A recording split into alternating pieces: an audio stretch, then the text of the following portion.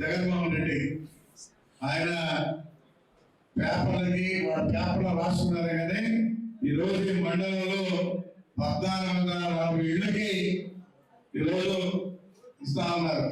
ఇవన్నీ కూడా శాంక్షన్ చేయించి పేదవాళ్ళకి ఇల్లు కట్టించే బాధ్యత మేము తీసుకుంటామని ప్రభుత్వం తెలియజేస్తాను. ఈరోజు చంద్రబాబు నాయుడు ప్రజలకు సమస్యలు లేకుండా అన్ని రకాలుగా చేయాలనే కాన్సెప్ట్తోనే ఈ ప్రజా దర్బార్ ఇవన్నీ కూడా పెట్టి చేయడం జరుగుతూ ఉంది. అయితే మెయిన్ మనకి భూ సమస్యలు ఎక్కువ ఉంటాయి కాబట్టి ఆ ల్యాండ్ సమస్యలు లేకుండా అన్ని కూడా పరిష్కారం చేయాలి, రాబోయే రోజుల్లో భూ సమస్యలు ఉండకూడదనే కాన్సెప్ట్తోనే ఈరోజు మన ముఖ్యమంత్రి గారు చెప్తా ఉన్నారు.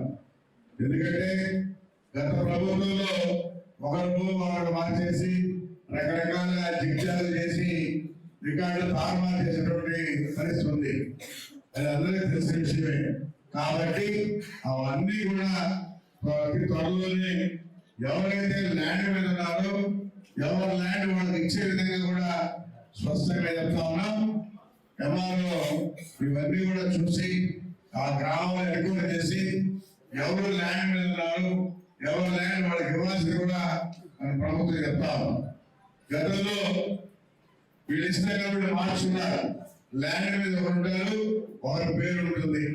ఈ విధంగా రకరకాలు ఉన్నాయి కాబట్టి అవన్నీ కూడా సక్సెస్ అయ్యే విధంగా ఈరోజు మన ప్రభుత్వం చర్య తీసుకుంటున్నాయని కూడా తెలియజేస్తా ఉన్నాం.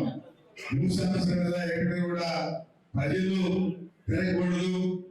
తిరగకుండానే వాళ్ళ సమస్యలన్నీ పరిష్కారం అయిపోవాలనే కాన్సెప్ట్తోనే ఈరోజు మన ప్రభుత్వం పనిచేస్తుంది చెప్పడం కూడా తెలియజేస్తా ఉన్నాం. అందులో భాగంగా ఈ కార్యక్రమం కూడా తెలియజేస్తా ఉన్నాం.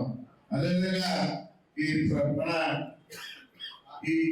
ప్రజా దర్బార్ కార్యక్రమంలో కూడా మన స్టేట్ 18వ స్థానంలో ఉంది. ఎందుకంటే ప్రజా దర్బార్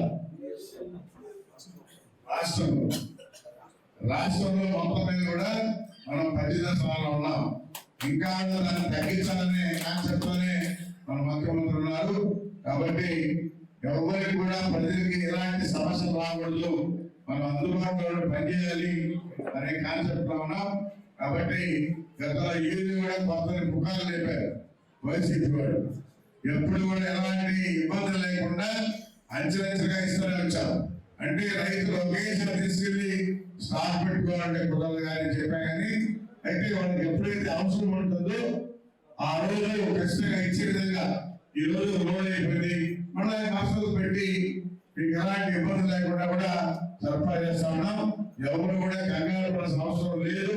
కాబట్టి రైతులకు ఎలాంటి ఇబ్బంది లేకుండా చూడమన్నది మన ప్రభుత్వం ముఖ్య ఉద్దేశం చెప్పడం కూడా తెలియజేస్తూ అధికారులు కూడా అదేవిధంగా రైతులకు కావాలంటే సలహాలు సూచనలు ఇచ్చి మరి రాబోయే రోజుల్లో తెగుళ్ళు కూడా జాగ్రత్తగా ఉండి దానికి ఏమేమి చేయాలో అవన్నీ కూడా చేయాలని చెప్పి కూడా తెలియజేస్తూ అలాంటి ఏదైనా ఉంటే మా దృష్టి తీస్తే కూడా నేను ప్రభుత్వం దృష్టిలో పెట్టి వాళ్ళకి ఏమైతే చేయగలుగుతాం అన్ని చేస్తామని చెప్పి కూడా తెలియజేస్తూ మీ అందరం కూడా కలిసి రైతులకి అందుబాటులో ఉండి పనిచేయాలని చెప్పి కోరుకుంటూ మీ అందరం కూడా పేరు పేరున నమస్కారాలు తెలియజేస్తూ చరిత్ర సృష్టించినోడు